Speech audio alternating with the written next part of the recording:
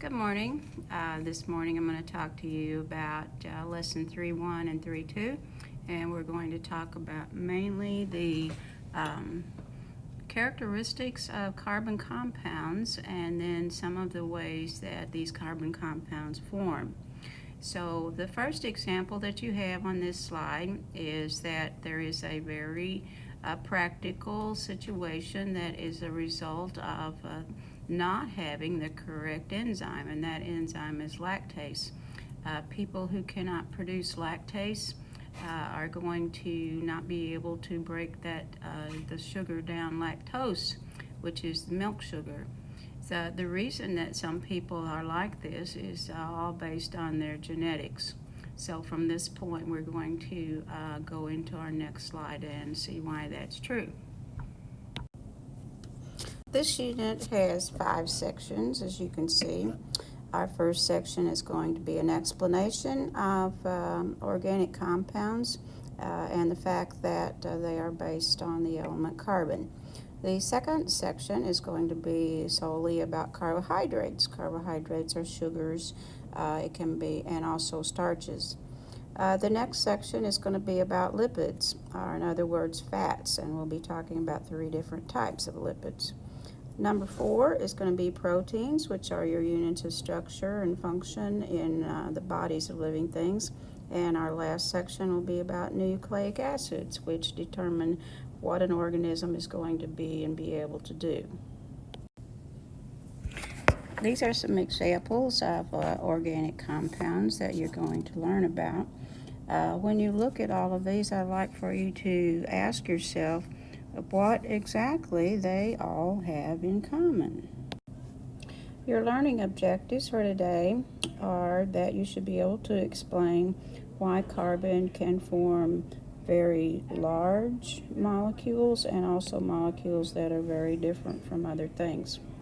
The second objective is that you should be able to define organic compounds, hydrocarbons, and know what a carbon skeleton is, and also the meaning of an isomer. The next objective is that you should be able to describe the properties of and know the difference between the 6 chemical groups important in chemistry of life. It's said that carbon is the backbone element of all living things, that is, everything that these organisms are composed of. And so when you look at this, in this particular diagram, all of these black parts of the illustration represent carbon. And you'll always see carbon represented by black because if you look at pure carbon in its most common form, it's going to be very black. So all of these carbon-based molecules are called organic compounds. After you read this selection on the slide, I want to talk to you about a couple of things that you're looking at here. The first thing that I want to point out to you is that carbon will always produce 4 bonds. And so a very common substance that has these 4 bonds is methane. It is the simplest of organic compounds. It is actually produced in the gut of organisms, and so when you look at this image represented, what they're saying is that this cow produces methane gas, and that if you stuck a match to it, actually it would produce that flame that you're looking at. We also, by the way, produce that gas. When you look at the rest of this slide, you're looking at different ways that carbon compounds can be represented. This one is called a Lewis dot diagram, and so every dot that's on there represents an electron, and so between the carbon and the hydrogens there's one covalent bond. This is the same thing, but in this particular image they're just using a straight line to represent those 2 electrons that represent that bonding.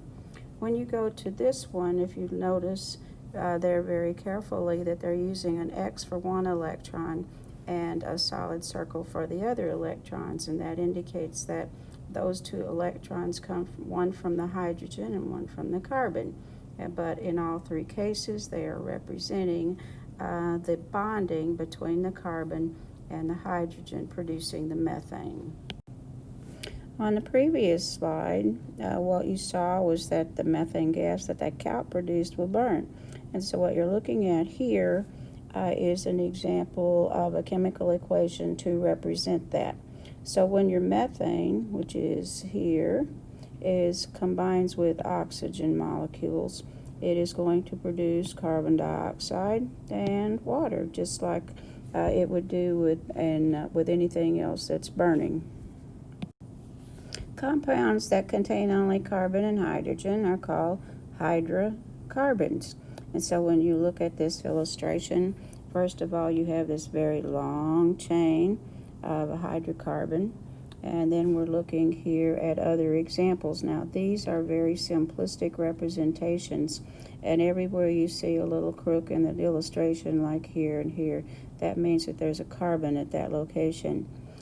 This image also shows carbon compounds, and then this one is the methane that we talked about in the previous slides. So when your carbon has hydrogens attached to it, it can make an assortment of different compounds. Carbon is so versatile that it can occur as straight chains, as branched chains are arranged in rings. And so looking at this one more time, here is your methane molecule, which only has one carbon atom. The second illustration is called ethane, and it has two carbon atoms. And then this one is propane, which has three carbon atoms. And so because there are different numbers of carbons with hydrogens, they have definitely different properties. The third one over here also represents carbon compounds that are present in a ring structure. The reason that you see this illustration of Hank is because one of your assignments will be that you do the Ed puzzle in which Hank talks about carbon compounds. Now we're looking at another way that carbon compounds are very diverse. In this case, we're talking about isomers. Isomers are chemical structures that have the same chemical formula, but they have very different structure because they have a different way of putting those carbon atoms together. So in the first example, you're looking at a straight chain of carbon atoms. But when you put the fourth carbon off from the middle one, it produces a structure that has a different set of properties.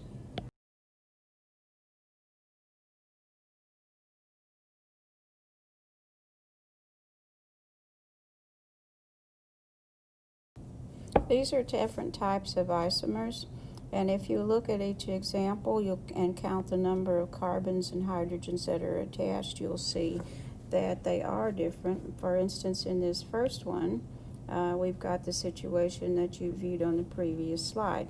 On the second one, you'll notice that it's different because in one case you have the oxygen atoms off to the ends like this, but over here they're on the same side. And then enantiomers look sort of the same, but in relation to each other, they are very different. Hydrocarbons are named according to the number of carbon atoms they contain, and also whether or not they have single, double, or triple bonds. So as we look at these examples, in the first case, we're looking at the variation that has to do with the length. For ethane compounds, there are two carbon atoms, and propane, there are three. As a matter of fact, methane has one, and then eth is two, prop is three, but is four, and so on. So when we go to the next example, we'll notice that in these, you have a double bond. The double bond changes the characteristics because when there are two bonds, the structure is held together more tightly. Now when you look at it also, you'll notice that it's called 1-butane in this case and 2-butane in this case. What's going on there is that tells you the location of the double bond within the structure. Down to this one again, we're looking at butane and isobutane.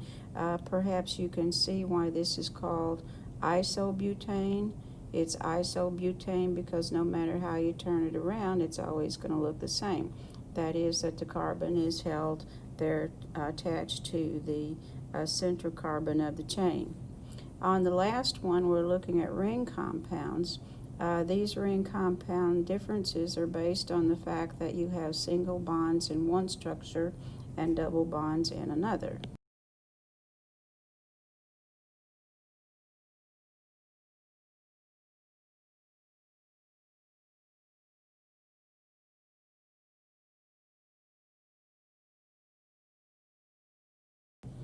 Just a word here about the naming of these compounds. Notice that they have given you these structures beside the structural diagram. And so what that tells you is that anytime there's a corner area in a compound, that's the location of a carbon atom. So at this point in your lesson, I want you to practice making hydrocarbons. So you need to stop the video at this point. Go to Google Classroom, and there you're going to find a virtual lab that will allow you to construct different compounds of carbon. In this case, we're going to talk about something called functional groups. And to begin with, you've already learned that the characteristics of a carbon compound depend on the length of the compound and how the atoms are arranged. It also depends on the shape of the carbon skeleton. What we're going to show you now is that sometimes there are groups of atoms that are attached to the carbon chain. The first example of this we're going to look at on the next page is estradiol. This is a type of estrogen, and then we're also going to see how similar this is to testosterone. So looking at these two images, you're looking at the male and the female lion, and so the characteristics of the male are actually created by the fact that he has testosterone in his chemical makeup and that she has estradiol. And so looking at it, what we can see is that the basic structure, which goes in this direction, is very much the same. But when we look at it, we can see that there are different compounds located on the molecule for testosterone than you see in the similar locations for the estrogen. Another variation in carbon compounds comes about because there are groups of these molecules attached to the carbon chain or ring. These functional groups occur. There's actually 6 of them. The first 5 functional groups are polar, and so because they are polar, that means that they like water, or in other words, they're soluble in water. The 6th group is a methyl group, and as you have seen previously, a methyl group is CH4 normally, but when we attach it to a carbon ring, that 4th bond goes to the other carbon. Now, in this case, the methyl group is not polar, and therefore compounds that contain this are normally not hydrophilic. You have to think about these functional groups as being just that, groups of atoms that stay together, but they attach to a carbon chain. And they stay together because they are more tightly held to each other than they are to the carbon chain as a whole. A very common example of a functional group is a hydroxyl group. When a hydroxyl group is attached to a carbon chain, it changes it into an alcohol. And so as we look at this, we've got C2H5OH. So this is actually called ethanol, which is drinking alcohol. In our next example, we have a carbonyl group, and the next one is a carboxyl group. And so what you want to look at there is how they attach to the carbon chain. On this slide, you're looking at the amino group. You want to associate the amino group actually with proteins. You're going to find that that is present on all the amino acids. Our next group is called phosphate group. The phosphate group is prevalent on compounds such as ATP, which is your usable form of cellular energy, and you will also find that as a part of the DNA and RNA molecule. The next one is a methyl group, and it is attached here to this compound. And this one, of course, is going to be non-polar, which means that this structure is not going to be dissolving easily in water. So this is just the same information presented on your previous slides, except that here you have your functional groups described. At this point, I want you to stop the video and go to your textbook in Mastering Biology. You need to go to the left side and click on the study area. And there at the top of the page, you're going to need to change the chapter from 1 to chapter 3, Molecules of Cells. Then, looking at the list on the left side, click on Campbell Activities. And then in chapter 3, choose functional groups. And I want you to watch the video there, and it will explain more about these structural and functional groups. So as your last activity for the day, this is a summary set of activities. I want you to go to Google Classroom, and there you should find an Edpuzzle video, and it's going to let you observe a virtual lab that proves the presence of functional groups.